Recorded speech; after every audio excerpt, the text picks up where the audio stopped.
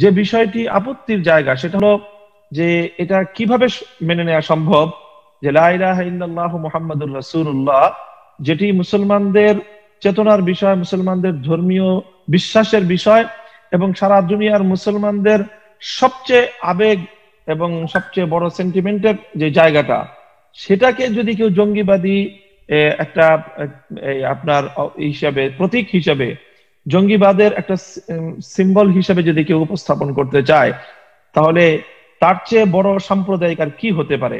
আমরা দ্ব্যর্থহীন ভাবে এই বিষয়টিকে সাম্প্রদায়িক শুধু নয়, বরং চরম ভাবে সাম্প্রদায়িক উস্কানিমূলক একটি পদক্ষেপ হিসেবে আমরা দেখছি।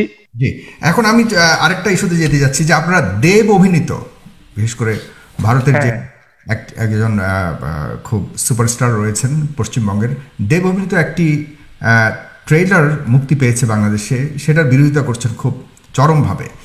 এখন অনেকে মনে করছে ভাস্কর্য ইস্যুকে ঢাকবার জন্য এই ইস্যু নিয়ে এখন আবারও হুঙ্কার ঝঙ্কার, এবং সেই ট্রেলারে আসলে আপনাদের সমস্যা কোথায়?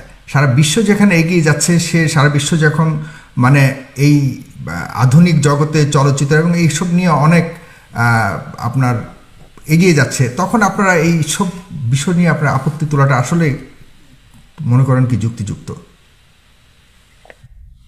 আমরা তো আসলে ধর্মীয় দৃষ্টিকোণ থেকে আমাদের যে সকল আপত্তির জায়গাগুলো, সবটা তো আমরা রাজনৈতিক ভাবে উত্থাপন করি না। আমরা আমাদের ধর্মীয় দায়িত্বগুলো আমরা ম্যাক্সিমাম না শুধু বলে 80 বা 90% আমরা নসিহতের মাধ্যমে, মানুষকে উপদেশের মাধ্যমে এগুলো আমরা আমাদের দায়িত্ব পালন করে থাকি। চলচ্চিত্র অথবা এই জাতীয় যাবতীয় বিষয়গুলো সেই জায়গাটাতে পড়ে। কিন্তু দেব অভিনীত যে চলচ্চিত্রের ট্রেলারের কথা আপনি বলছেন, সেটা তো শুধু ততটুকুর মধ্যে সীমাবদ্ধ নয়। সেখানে যেই ট্রেলারটা আপনার প্রচারিত হয়েছে, সেখানে দেখা যাচ্ছে যে কালেমা খচিত যে পতাকা, সেই পতাকাটাকে সন্ত্রাসবাদের একটা প্রতীক হিসেবে আখ্যায়িত করা হয়েছে এবং সম্পূর্ণ ইসলামী লেবাস পরিহিত, সুন্নাত সম্মত যে লেবাস, পোশাক, যে অবয়ব এবং বেশভূষা, সেটাকে সম্বলিত করে সেখানে সন্ত্রাসী এবং জঙ্গিবাদী কিছু চিত্র তুলে ধরা হয়েছে।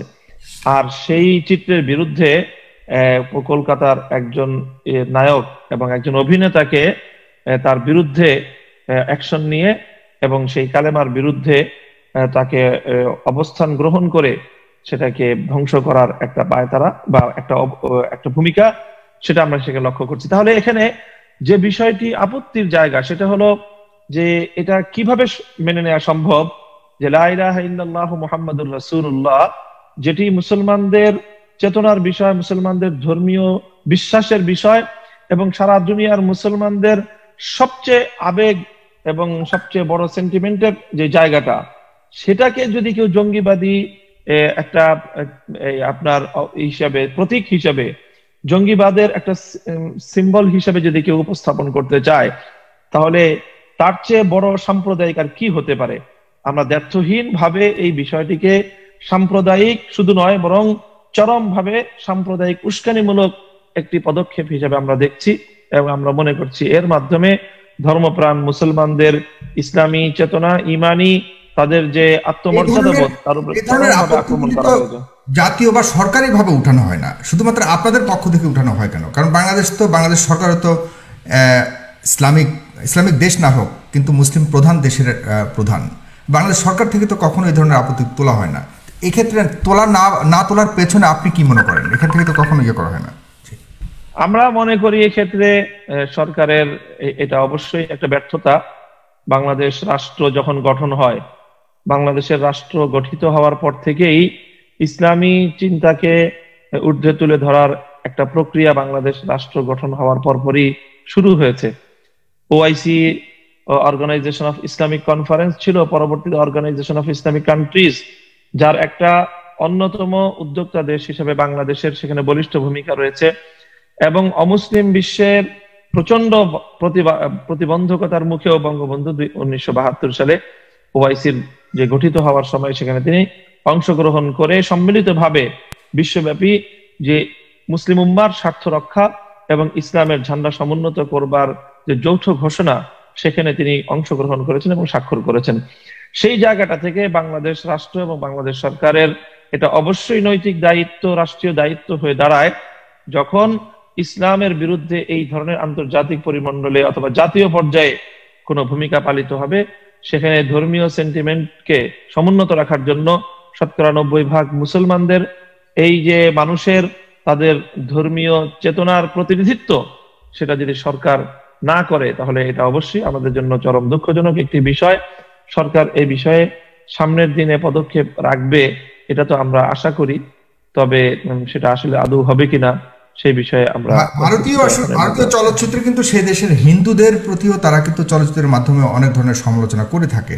সামাজিকভাবে যে হিন্দুদেরও যে অনেক অত্যাচার অবিচার আছে সেটাও কিন্তু চলচ্চিত্রের মাধ্যমে তুলে ধরে বা উঠিয়ে আনে। সেক্ষেত্রে কিন্তু ভারতে কখনো এই ধরনের আপত্তি তোলা হয় না।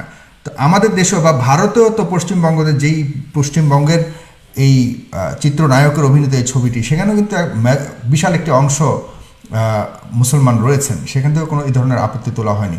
আর তাছাড়া চলচ্চিত্রের মধ্যে এটা একটি মানুষের মনের আনন্দের খোরাক বলা যায়, এটাকে কেন এত সিরিয়াসলি নিচ্ছেন?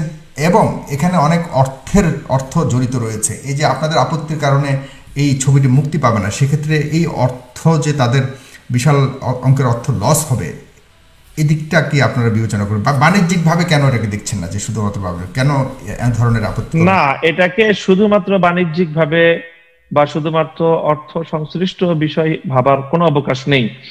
আপনি প্রথম যে প্রসঙ্গ তুলেছেন যে হিন্দু ধর্মের বিভিন্ন রীতিনীতির বিরুদ্ধে চলচ্চিত্র হয়েছে, যতগুলো চলচ্চিত্রে হিন্দু ধর্মের এমন এমন বিধান, এমন এমন তাদের ধর্মীয় রীতি রয়েছে যেগুলো সম্পূর্ণ অমানবিক এবং চরম ভাবে মানবতাকে সেখানে ভুলুণ্ঠিত করা হয়, সেই সকল বিষয়ের বিরুদ্ধেও চলচ্চিত্র নির্মিত হওয়ার পর ভারত জুড়ে ব্যাপক বিক্ষোভ এবং ব্যাপক দাঙ্গা হাঙ্গামা এবং সাম্প্রদায়িকতার বিভিন্ন নজির আমাদের সামনে রয়েছে এবং সেই ইতিহাস আমরা জানি।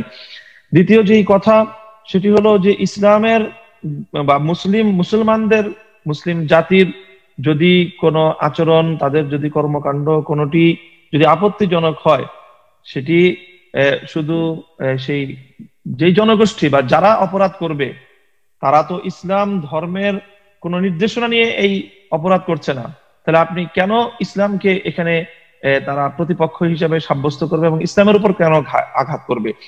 যারা যদি কেউ অপরাধী থেকে থাকে, অপরাধীকে অপরাধী হিসেবে ট্রিট করা চাই। কিন্তু এখানে যেটি হচ্ছে, আপনি লা ইলাহা ইল্লাল্লাহু মুহাম্মাদুর রাসূলুল্লাহ, এটি তো কোনো সন্ত্রাসের প্রতীক নয়, এটি তো হলো সারা দুনিয়ার সমস্ত মুসলমানদের ইসলামের এবং ইমানের প্রধান সূত্র। সেটিকে যখন জঙ্গিবাদের সিম্বল হিসেবে আখ্যায়িত করা হয়, এটিকে শুধুমাত্র বাণিজ্যিক অথবা শুধুমাত্র অর্থনীতি সংশ্লিষ্ট বা শুধুমাত্র একটি নিছক চলচ্চিত্র হিসেবে দেখার কোনো সুযোগ নেই। বরং এটাকে আমরা দ্ব্যর্থহীন ভাবে কথাই বলতে চাই যে সাধারণ মানুষের সামনে ইসলাম ধর্মকে এবং ইসলামের চিন্তাকে, ইসলামের একত্ববাদীর বিশ্বাসকে এবং ইসলামের নবী মুহাম্মদুর রাসূলুল্লাহ সাল্লাল্লাহু আলাইহি ওয়াসাল্লামকেই তারা সন্ত্রাসবাদী হিসেবে এবং দুনিয়া মানুষের সামনে জঙ্গিবাদের মূল যেই উদ্যোক্তা হিসেবে আল্লাহ রাসূল সাল্লাল্লাহু আলাইহি ওয়াসাল্লামকে তারা চিহ্নিত করার অপপ্রয়াস চালাচ্ছে।